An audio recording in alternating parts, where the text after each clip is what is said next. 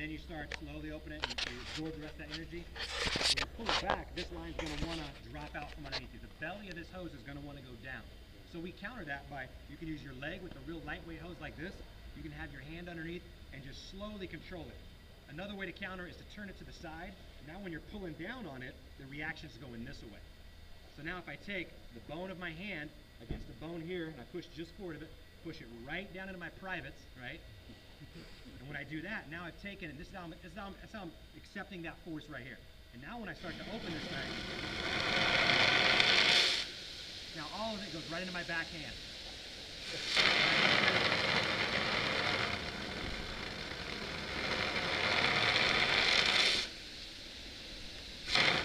So I can choose the amount that I want to open it at the nozzle. I use as much of this or as little of this as I want.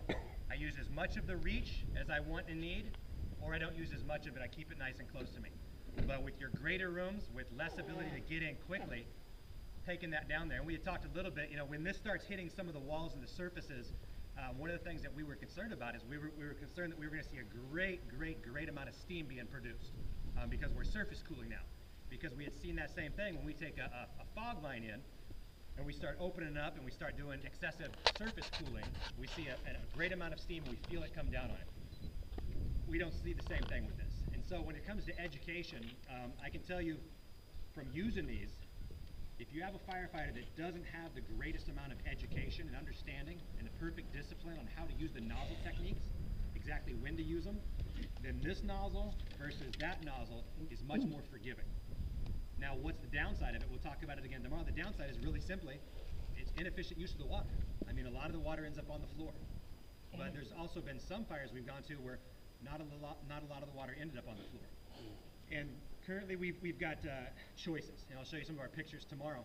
So if you take an attack line with a fog line in there, and this line's behind them 10 or 15 feet, and we standardly run an attack line and a backup line. Our backup line, their purpose is to protect the egress and the overhead of the attack team. That's their primary function. We do use RIC teams like we talked about, they're outside. But that safety mechanism that makes it safer and creates that immediate problem fix is that backup team right behind them. And so generally we're going to use 2 lines almost every time we take one in. You will rarely see us take 1 line in and just expect that line to do all the work. And so that's something that we've had great success in. Using the pistol grip, it just causes me a lot of problems because now I got to turn my body, and as soon as I open it up, it sinks it right back into me. And then what happens when it's back into me? I have no ability to go side to side, go up and down.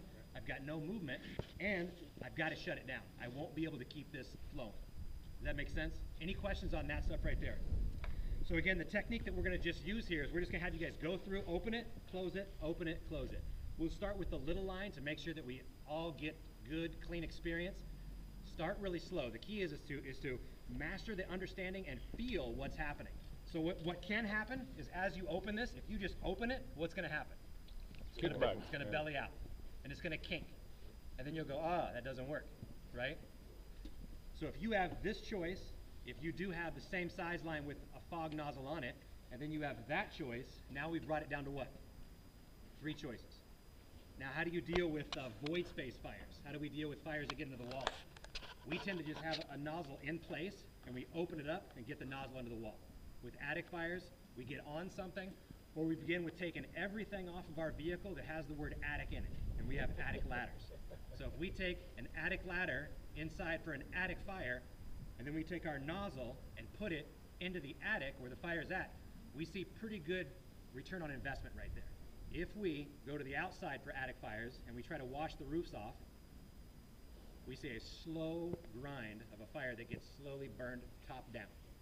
We destroy the inside of the house, we break that integrity of what's happening, and one of the videos that we'll talk about and show is what do you do when the fire is beyond, especially in an attic fire, when it's beyond your ability to even deal with some of these hose lines. So you can do something or you can do nothing, and we'll discuss that tomorrow. So what we'll do is we'll go through these real quick and just make sure nice and slow the first couple times, and then once we've gone through this, then we'll move to the bigger line. But right now, if you had to use this line right here at some of your fires, who saw the fire the other day that was posted? I can't remember if it was posted on the CFBT Facebook page, but it was the fire from Poland.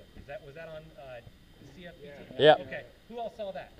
Everybody? Okay. In the very beginning, of that video, what did they have? A little bit of smoke in a big building with a nice stairwell, right? Yeah. Where did they begin to attack the fire from? The closest window they could find with fire coming out of it. How come?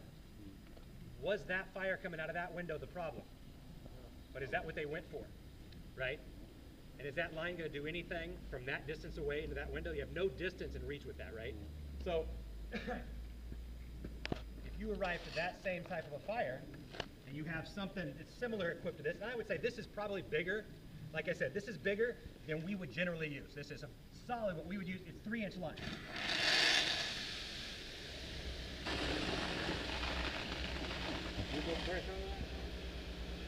But again, it doesn't take 4 people. It doesn't take 6 people. It doesn't even take 2 people. Now, if I don't want all of it, if I just need to open it a little bit, shut it down, I can choose that. That's my choice right here.